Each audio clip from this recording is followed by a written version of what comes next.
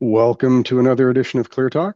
I'm Brad Dempsey, and this is actually my first ClearTalk in my new role as CTO.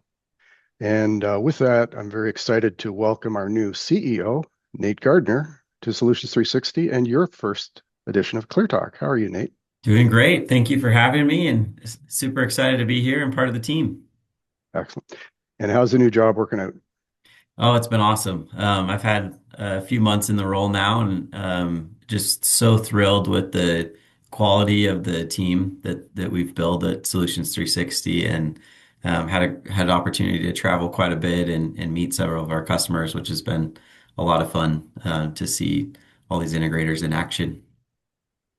Well, I can say on behalf of the old guard that we're thrilled to have you. You've brought a new energy, a lot of new great ideas, and youthfulness to the organization, and we really appreciate that. Maybe we could go back to Northrim and our private equity investment and what that's all about. I think it's important to talk a little bit about how unique Northrim is, maybe to start, and then maybe you could talk a little bit about the plans going forward and how you see this all fitting together. Yeah, absolutely. So I'll start with Northrim. So Northrim is a investment fund, but what makes them very unique is they are perpetual hold investors. So as they come in and provide funds, and we can talk a bunch about some of the things that we're thinking about doing with their investment, we have the ability to do so in a very long-term oriented way. And so we're making investments and decisions today that in some cases we may not be able to fully reap the benefits of for 5 or more years. And under a traditional investment structure, you just don't have that kind of flexibility. And so I think that's been incredible for us as a way to really think about how do we build the underlying infrastructure and the platform of the future that as AI and some of these other major changes to technology come at us, that we're able to build a platform that can withstand that. I think that's an amazing point. I think that the timing is what really surprised me. I mean, we weren't actively marketing, trying to find this type of investment, but everything going on in the industry, everything that's happening from a technology perspective, from a business perspective, and then the perfect timing of being approached by Northrim is what brought all this together. And I have to say personally, I'm very, very excited about how bright the future looks for us. Maybe you could talk a little bit about what resources and what funding look like and what that might mean for our future. Yeah, absolutely. I mean, we're already deploying a bunch of the funds that we've received, immediately. And so, I think about it in a few different areas. The first is we want to make sure our infrastructure is built in such a way that it can scale with all of the different changes that are happening in the technology landscape. So we needed to rewrite some of our backend to take advantage of our AI features.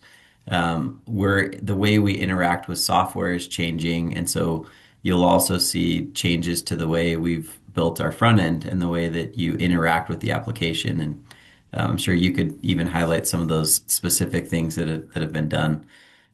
All of these things are sort of investments that we're making so that as we further grasp some of the technology that's coming out, we're able to be nimble and adopt it quickly and work with some of these really tech forward partners who are innovating at a very rapid rate that we want to be able to give access to some of those tools for our users. So I'd say that's the first area, and we should dive deeper into that certainly as part of this discussion. In addition to that, we're working on tooling our team internally so that they can be more productive and more efficient and have the right level of personalization and information that they need to serve our customers and our prospects in a much better way as well. Great. Would you be able to tell us a little bit about your thoughts on looking forward as far as the integration landscape? I mean, we have evolved into more of a platform company in the last few years. We used to be, really focused on being an all-in-one solution, but the landscape has changed, technology has changed, and that concept of being the source of truth and the Yes. platform has become very important to us. Maybe you could just help us understand how you see the integration world unfolding before us. Yeah, absolutely. So We've always been the core system of record and the primary holder owner of all of the workflows that our users do within the application. And so as we're moving work from the pre-sales to the quoting stage to operations and ultimately to receivables and payables, all of those all those workflows have been part of our application. And we expect that to continue. But as we think about what AI and some of these changes are doing to our application, it's making us think about the way we support or what it means to be a system of record. And really the way I think about a system of record today is ultimately it's what fuels an AI engine. And so AI works best when you can train it with highly specific information. And so if we think of Q360 as sort of that core system of record that's going to house all of the data and power our AI engines so that not only can we chat with our data and you get, which is more of the experience we're seeing today, but over time, we'll start moving towards having notifications that actually change decisions in real time, where you have information that you wouldn't have had before. And so you can actually adjust the profitability of a job or change the way you're serving a customer based on that information. Similarly, we want to also be able to use that same data to automate different tasks and workflows. And we think over time, the way you interact with your core applications is completely going to change. And we Mhm. expect a lot of that work to be being done in the background. And so that sort of changes the way we think about the workflows themselves and how they should be housed. And what we're seeing, and you mentioned, that it's been a kind of a crazy summer in the investment world. We've seen several $500 million plus venture capital deals going on, augmenting some of these AI companies. And as we look at the kind of workflow automation they can do, we want to bring some of the best of, what venture capital is doing into our users and our application. And so that's actually making us think through how can we start to expose some of those workflows that are done outside of our app, but then bring the data back in so that we can continue to power the AI engine behind all of this. It's truly amazing having your perspective on this and getting some of that inside information from the investment world has really been eye-opening for me. One of the things that really excites me is that we didn't just bolt on AI as kind of a checkbox that you have to go out and sell nowadays. We're really taking a very thoughtful approach, and I would strongly recommend people watch our webinars on V25 because V25 is transformational for us. And part of the foundation of V25 is thinking about AI from the ground up and using AI in ways that are foundational to solving business problems in an incremental way, not trying to slap AI on top of everything and creating this huge language model that can answer any question. It's really about focusing on workflow, which is what we've always been about. Um, from your perspective, where do you see us going with AI in the next 1, 2, 3 years?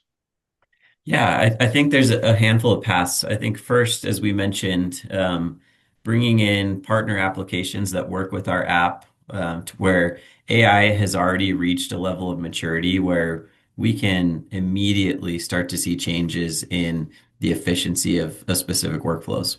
One example I'll highlight is we're working on an integration with a company called Ramp.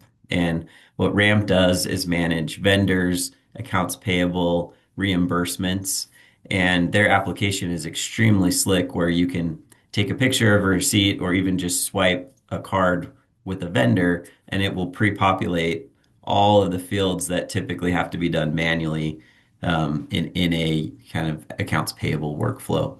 And so as we bring that in, we can have that tied directly into making journal entries in our application so that we streamline that entire process. So that's an example of how we might use a partner to augment and increase the speed at which you can finish a workflow. There are also opportunities for us to use AI directly on top of the data that's already housed inside of Solutions 360.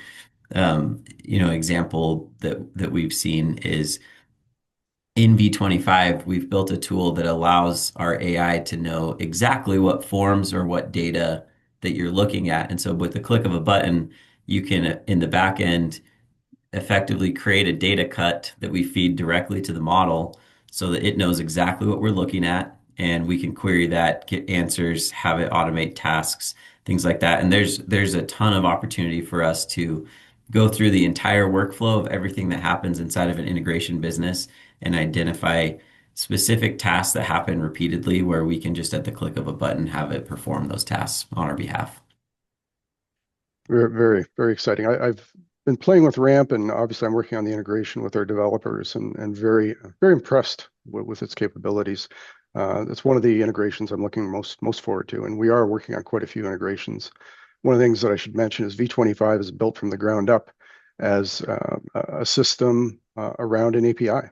The entire database is essentially an API now, which opens all sorts of doors for us.